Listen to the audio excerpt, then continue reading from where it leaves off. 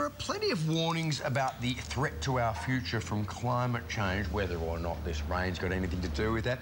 But it is only much part of a bigger problem that, you know, many aspects of which we don't seem to be talking about. Now, overpopulation is the elephant in the room, and an increasing number of experts say it's time to act or else. For most of human history, the world's population has grown slowly. It took nearly 2,000 years to reach the first billion people. Fast forward to now, and it's taken just 12 years to grow from 6 to 7 billion. Experts say the alarm bells are ringing. Here in Australia, scientists say it's critical already at 23 million. But we're heading for 100 million by 2100. Far too many for a desert continent to sustain. By then, the global impact is likely to include massive shortages of food and water, mass species extinctions, wars over scarce resources, and a flood of refugees to wealthy nations. The question for all of us is, can we afford not to act? Well, what, if anything, can we do about it? Let's bring in some experts. Mark O'Connor wrote the book Overloading Australia. Professor Geoffrey Braithwaite is a health expert from the University of New South Wales. And Professor John Crawford is an expert in sustainability. Good morning to all of you, gentlemen. Mark O'Connor, let's start with you. The numbers sound alarming. How long have we got to do something about overpopulation? Well, we need to start at once. A stable population, both globally and in Australia, would make an enormous difference. It would help with so many things. Of course, for other species, the disaster is already happening. The more of us, the fewer of them. Australia leads the world in mammal extinctions, and now our birds are starting to vanish. But for humans, overpopulation is a slower sort of disaster. There are, for instance, about 200 million couples around the world who want birth control and can't get it. Famine is starting to prowl the world. We do need to start doing more to help those people. And Australia is passing the 23 million, as you've said, that the Australian Academy of Science said should be our safe upper limit. Julia Gillard promised before the last election to get us off the big Australia path, and she even created a Minister for Sustainable Population. If we could get a sustainable population in Australia, it would help to bring down the cost of housing and mortgage slavery for many people, help us with energy and infrastructure, let us get on top of traffic congestion, give us security of food and water, reduce carbon emissions and other pollutions. It would minimise the overdevelopment and the urban sprawl that are making our cities so unlivable. And it'd give us a chance to plan for the future. Because if you think about it, you can't plan for an infinite or an indefinitely growing population. So it is part of the jigsaw that affects all the other parts.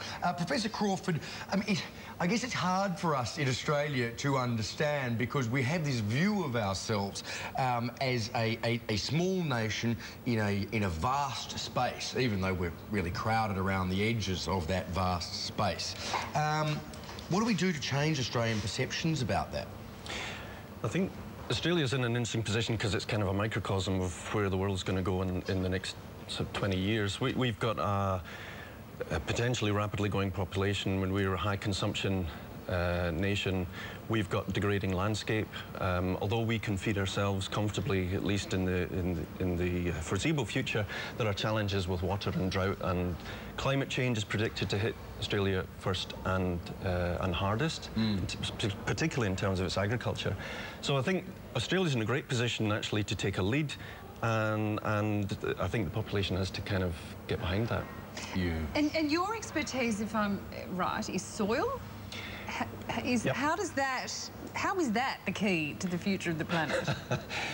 Soil is, you can think of soil as kind of the origin and the basis of human health. All of our food, all of the water that we use is stored in the soil. All of the nutrition that we need to keep us healthy comes from the soil. Right. And funnily enough, we're rapidly running out of it. Globally, we may have... Because the soil has been depleted by over-farming, is that it? So as population and consumption, and we need to not confuse the two, they're changing at a hugely significant rate.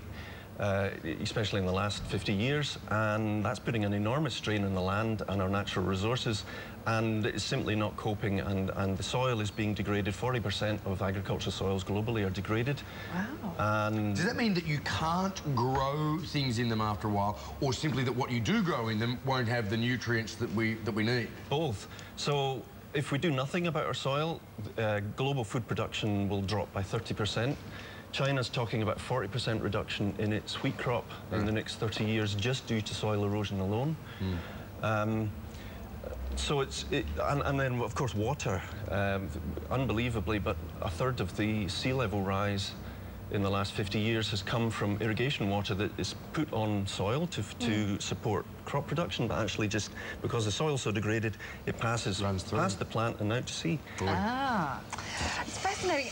Jeffrey Braithwaite, health is one of the main areas affected by overpopulation. Of course, Australia has an ageing population, so this is a particular concern to us, isn't it? So there's a big bulge coming through, both in our tummies and also in the population as it ages, and that puts enormous pressure not just on soil but on the health system.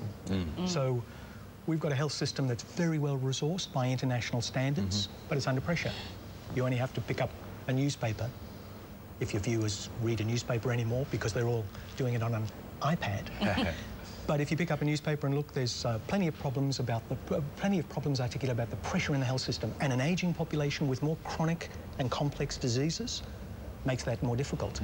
That's on the demand for services in the health system. On the supply side, I haven't noticed the 23 million of us all volunteering to pay lots more taxes and lots more health insurance premiums to pay for it. So there's a real catch-22 here as the population ages. Indeed. So, Mark O'Connor, I mean, what, if anything, can be done, you know, in a liberal democracy like Australia, to slow population growth? Well, you could stop paying baby bonuses. That would certainly help. That might help. It's actually not so difficult. Australian couples are quite responsible. They average slightly under 2 children each. That means that we can actually run quite a significant excess of immigrants over emigrants, and we could have an enlarged refugee intake and still have a population that levels off. There are very good policies on this. You'll find them, for instance, on the site of the new Stable Population Party that will be contesting the next election. It says that we can't level off exactly where we are at 23 million, but we could level off by 26 million. Now, that's not entirely good. It means about an extra billion people in each of our major cities, and I don't think any of us would look forward to that. But at least you can plan for that. It's not an indefinitely growing population. We do have the option to stabilise, and we must. One of the things that's killing us is the cost of infrastructure, because each extra person requires about $200,000 worth of infrastructure. And that cost will rise because they continue to go further and further from the CBD, so... Indeed, yes, and they start to need desalinated water rather than water that simply runs down from the hills. It all gets much more expensive. Well, listen, gentlemen, sadly we have to leave it there this morning. Maybe we can talk about this a bit further later on, particularly, you know, with regard to the correlation between population and consumption, and particularly with rising GDPs. You know, that's the next brick, I suppose. And let's not stop having sex while we curtail the population. We need to have some fun while we're solving this problem. Oh, well, that